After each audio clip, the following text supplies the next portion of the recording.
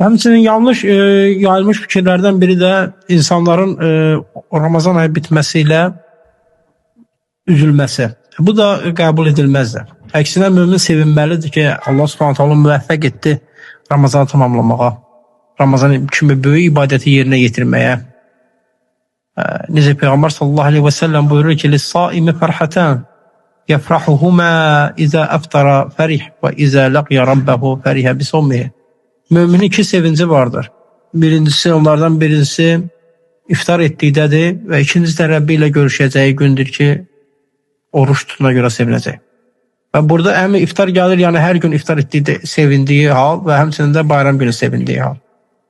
Və həmçinin də Rəbbinlə qarşılaşacağı gün o görəcəyi gözəl mükafatı, orucun mükafatı ki, halbuki Rəbbimiz də o barədə bizlərə Peyğəmbər sallallahu əleyhi və səlləm vasitəsilə xəbər vermişdir ki, hər bir Adəm övladının əməli özünə görədir, özü üçündür.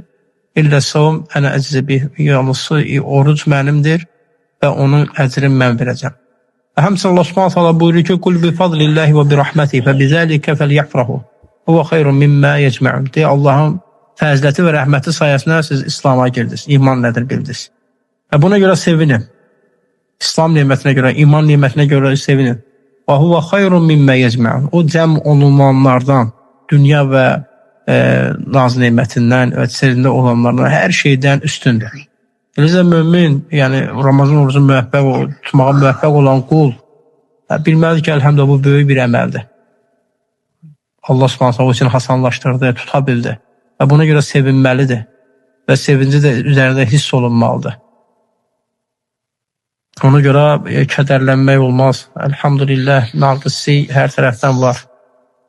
Zəifçiliyimiz var. Buna rəğmən yenə mömin sevinməlidir.